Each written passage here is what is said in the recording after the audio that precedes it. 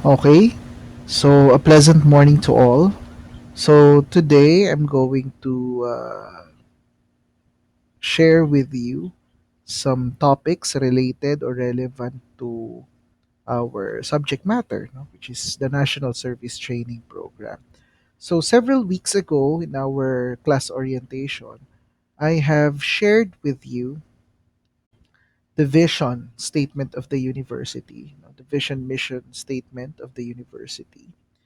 And then after the vision mission, we've also discussed about the core values of the institution. So we've tackled about the core values, okay, mainly courage, community oriented, compassion. We also have humility, okay, and then missionary spirit. Okay, yung anim na yan. So tandaan po ninyo yung mga core values na yan.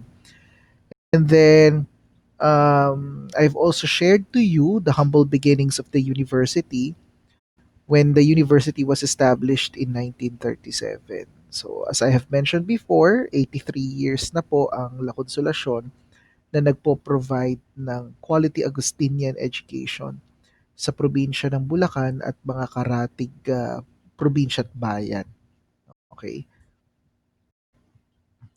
We also discussed kung bakit Regina Carmeli ang unang pangalan ng La Consolacion, named after the patroness of the parish of Our Lady of Mount Carmel, no? Our Lady of Mount Carmel. And then I have also shared with you the different names of the university, no? From Colegio de Nuestra Señora del Carmen to La Consolacion University, Philippines. Okay? And then I have also shared with you, okay, ang mga Augustinian Sisters of Our Lady of Consolation who owns and manages the university, no? Then shinare ko din sa inyo ang ating mga foundresses na sila Mother Rita at saka Venerable Mother Consuelo. We've also tackled all about our sister schools, no? Kung ano-ano, kung saan-saan ang matatagpuan ang La Consolacion.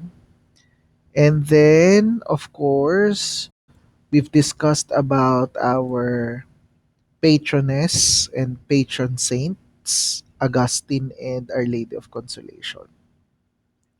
So today we will be discussing all about NSTP. So basically this is lesson 2 already, no? So what is NSTP? So the National Service Training Program, established by the virtue of RA 9163, is actually a compulsory one-year course for all freshmen in the universities and colleges in the country. So meaning NSTP, or the National Service Training Program, is not just an ordinary subject. Okay? It is a subject mandated by law to be taken by all students enrolled in all colleges and universities in the country. Okay? So ano nga ba itong RA 9163? So what is RA 9163? So it is the NSTP law. Okay? So RA 9163 is the National Service Training Program law, also known as an act establishing the National Service Training Program for tertiary level students, amending for the purpose Republic Act number 7077 and Presidential Decree number 1706, and for other purposes. Okay? So basically, meron siyang pinalitan na dalawang batas. Ano ba yung difference ng RA sa Presidential Decree? So, yung Presidential Decree, ito yung mga uri ng mga batas na naipasa nung panahon ni President Marcos. So, bakit Presidential Decree? It's because President lang ang may karapatan na mag-enact ng batas nung panahon na yon, 'di ba? Kasi nga martial law nga, walang Congress. So basically, uh, presidente ang bumubuo ng mga batas. So pag may nakita kayong mga batas na kinote at ang tawag ay PD or Presidential Decree, Itong mga batas na to ay nag-originate pa ng panahon ni President Marcos. So, in-update or na-amend din ng RA 9163 ang Republic Act number 7077. So this law, no, the Republic Act 7077 mandates all college students no to undergo the ROTC program, okay, or mag-participate sa ROTC. Okay? So itong RA 9163, isa siyang batas na sinasabi, required ang lahat mag-take na ng NSTP. Okay? So merong modification. Sir, wala na bang ROTC? So later i-explain ko sa inyo kung saan na napunta yung ROTC. And then, okay, so Article 1, Section 3 of the law states that NSTP is a program that aims at enhancing consciousness and defense preparedness in the youth by developing the ethics of service and patriotism while undergoing training in any of its three program components. So sabi ko nga kanina, itong RA 9163 is an amendment of RA 7077. So saan na napunta itong ROTC? Okay? Now, there are three different components of the law, okay, or the RA 9163 or the NSTP itself. So its various components are specially designed to enhance the youth's active contribution to the general welfare.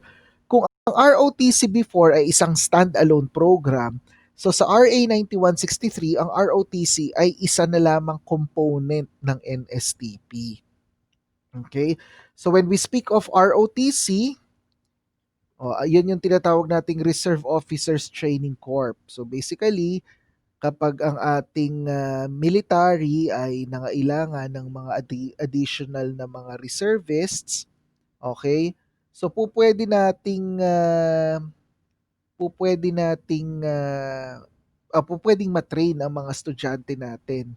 Okay, at magamit sila no sa oras ng pangangailangan. So katulad ng sakuna o kaya naman kapag may banta sa seguridad ng bansa. So ROTC. And then the second component is CWTS or the Civic Welfare Training Service. And then the third component is the LTS or the Literacy Training Service. So ano-ano itong tatlo na to?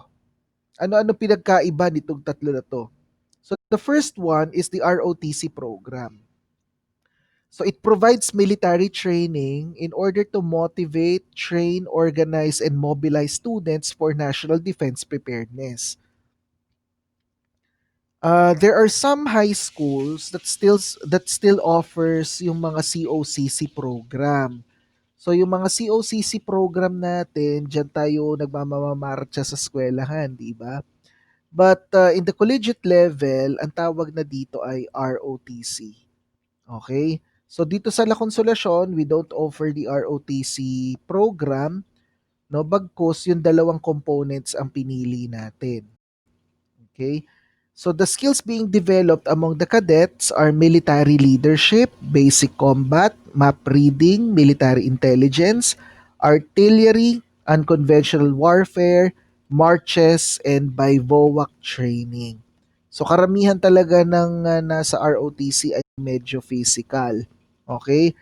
ROTC is a program institutionalized under Section 38 and 39 of Republic Act 7077 designed to provide what? Military training to tertiary level students in order to motivate, train, organize, and mobilize them for national defense preparedness. So gaya nga ng sinabi ko kanina, kung kukulangin ang ating mga magigiting na sundalo at kakailanganin ng mga additional reservists, tatawagin ang ating mga ROTC. Okay? Nagkaroon ng pangangailangan sa ROTC kasi nung World War II, no? Kailangan talaga na magkaroon ng mga additional na mga tao, no? Nakita nila yung kakulangan, okay, sa mga magigiting na bayani ng bayan, okay, ng mga kasundaluhan. So inopen ang ROTC program at ginawang mandatory sa lahat ng college students noon. Yung susunod na na component would be the CWTS, or the Civic Welfare Training Service. And what is the vision of the CWTS? Number one is to train students to become innovators of social change with a culture of excellence and leaders with integrity, competence, and commitment to render service to the community. So basically, when we speak of the CWTS component, no, solely ang purpose niya would be service to the community. Community service. Okay? Now, ano ang additional na vision pa nitong CWTS, no? To develop in the youth the values of patriotism and national pride, discipline and hard work, integrity and accountability for nation building, volunteerism as valuable and effective members of the National Service Corps of CWTS. So basically, ang main task natin sa CWTS ay puro civic welfare activities, no? Yung mga tree planting, mga cleaning, ganyan. So laging contributory to general welfare. Okay? So ganun ang ating goal sa CWTS program. Okay? Ano yung sinasabi? For the enhancement of its facilities. So kasama dyan yung pagpipinta, paglilinis, pagtulong sa mga barangay, yan kasama sa CWTS yan. Okay? So lalong-lalo na po if the project or the program is focused on the improvement of health, environment, entrepreneurship, the safety of the people, recreation, and moral of the citizenry.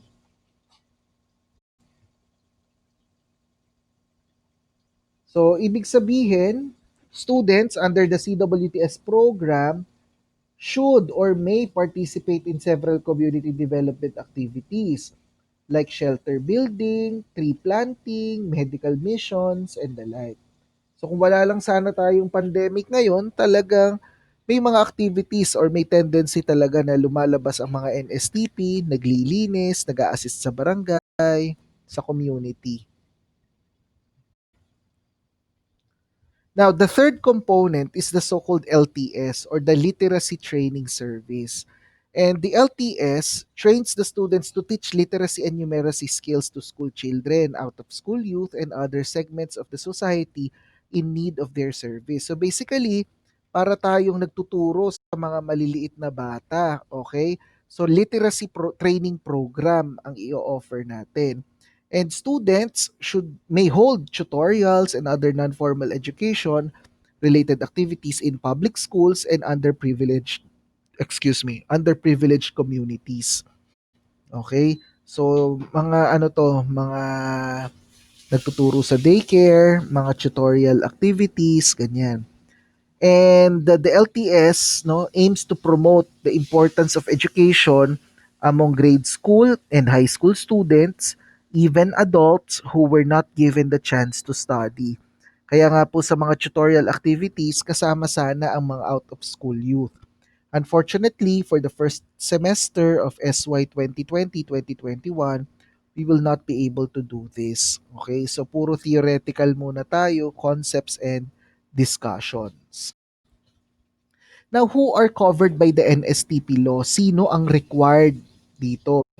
So, gaya nga ng sinabi ko kanina, lahat po ng estudyante, lalaki man o babae, that are actually enrolled in any collegiate degree or 2-year technical vocational or non-degree courses in public and private schools must complete one of the NSTP components for 2 semesters as a graduation requirement. So basically, all college students are required to take the NSTP program.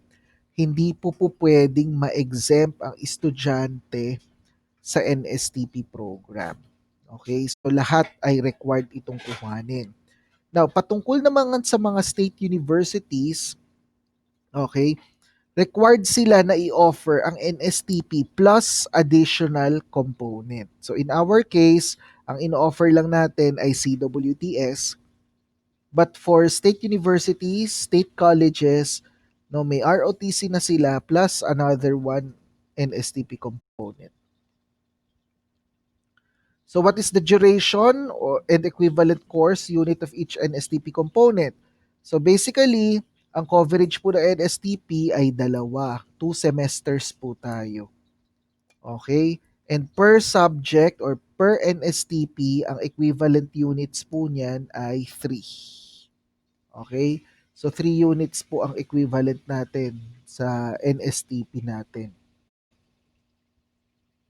So what are the different core values of the National Service Training Program? Number one, love of God. So ito pong mga core values na to, anchored po ito sa preamble natin sa Philippine Constitution. No? Nandyan yung love of God. And of course, we have to uplift the human dignity, promote discipline, truth, goodness, and social responsibility. Okay, exercise awareness, innovation, and creativity. Okay, emphasize respect, synergy, and professionalism. Okay, and promote excellence and indigenous learning. And of course, protection and conservation of the environment and quality delivery of service.